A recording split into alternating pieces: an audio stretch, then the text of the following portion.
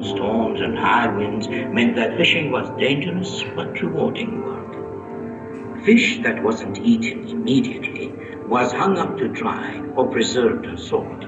Some of it we ate, and some we exchanged with traders for other things like tea and rice. Most of our homes were arish, made of date palm sticks and mats, although some were built with materials from the seashore, coral stone and lime cement.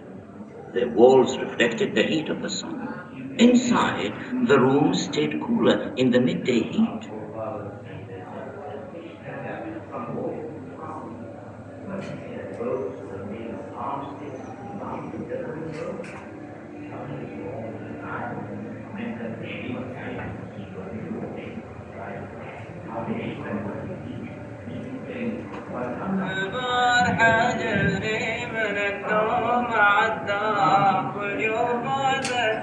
Camels hold a special place in our hearts. We honor these loyal, noble creatures which can endure the blazing desert heat for days without food or water. They are a vital source of meat and milk. Their dung is used as fuel. Their hair to weave tents, ropes, and bags. Their leather to make straps and sandals. The camel is truly a gift of God, perfectly adapted to life in the desert.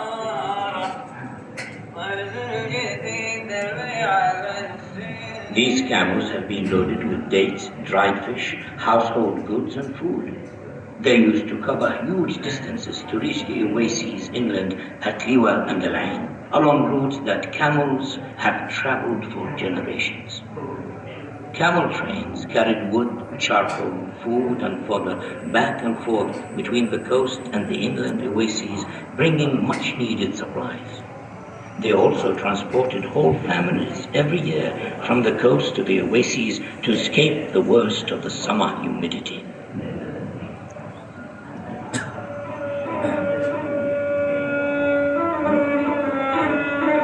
This is what makes camels happy.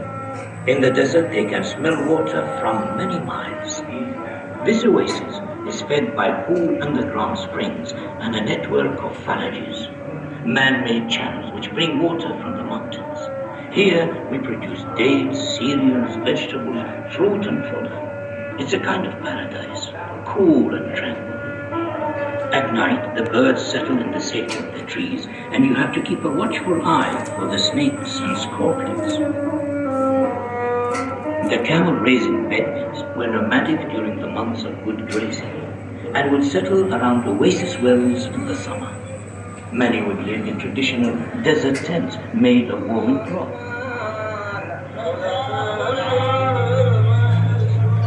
These were furnished with huts and divided into separate quarters for men and women. Here, in the food preparation area, women used cauldrons and bread-making pans to make the family meal. Next door, in the majlis, the men's quarters, the men would meet in the evening to talk and drink coffee.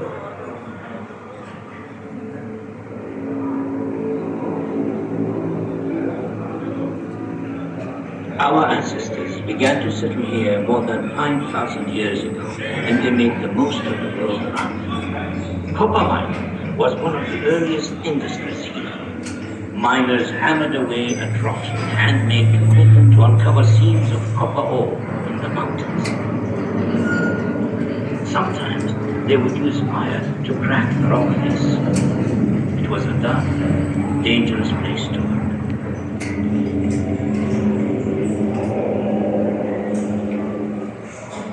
Once mined, the copper ore was heated to separate the copper from the ore, a process known as smelting. Molten liquid copper was poured into molds to make tools, weapons, and jewelry. Once the casts had cooled, they were hammered to shape.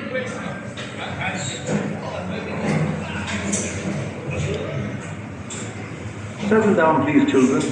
Turn to page 17. Can anybody tell me what they see here? Please, sir. Ahmed? The man is diving for pearls. My great-grandfather was a pearl diver. He could hold his breath for ages. He taught me to swim and dive. One day, I'd like to be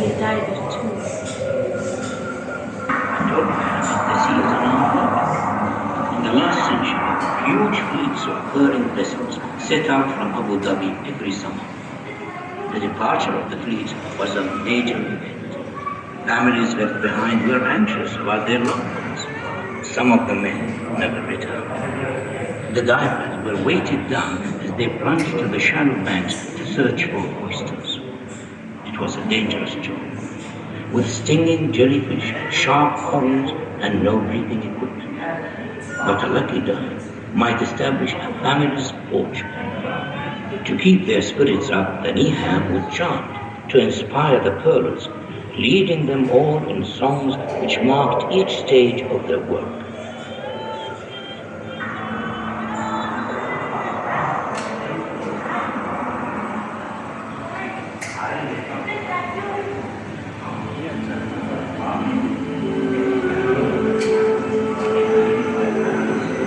Well, I enjoyed this. Since oil was discovered in the Emirates more than 40 years ago, Abu Soda Dhabi is has right. become one of the world's major oil producers. Light. Much of this No oil light. comes from under the sea. A network of offshore drilling platforms taps into vast reserves.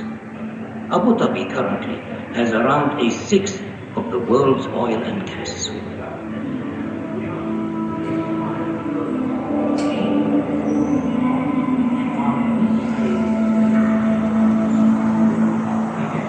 That's what I would like to be when I grow up, grandfather.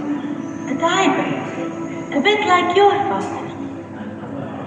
He's diving inside, you see? The underwater pipelines are maintained by highly skilled commercial divers. They wear protective suits and dive to the seafloor to work on the pipes, moving through the murky waters amongst the fishes and creatures of the sea.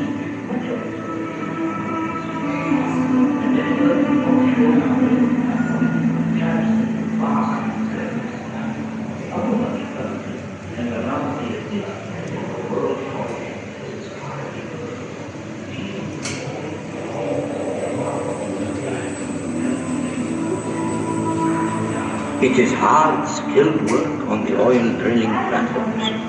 Highly trained men operate the drills, pumps, and other heavy machinery, extracting crude oil from beneath the seabed.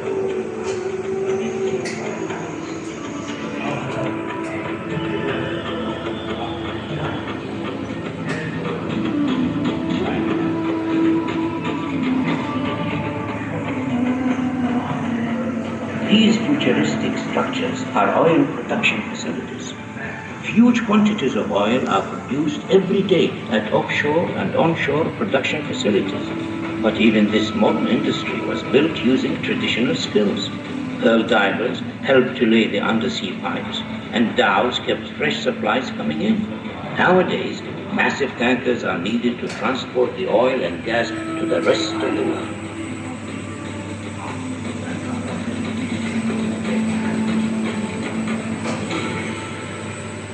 Abu Dhabi today is an emirate to be proud of. There is so much to do in this dynamic, lively capital.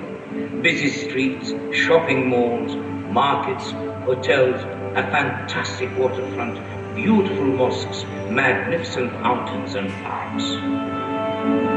In little over a generation, Abu Dhabi has been transformed into one of the great trading and business centers of the world. This is now a thriving cosmopolitan city with a proud heritage rooted in the traditions and values of its desert and sea-going origins. Wow. Wow, I love this.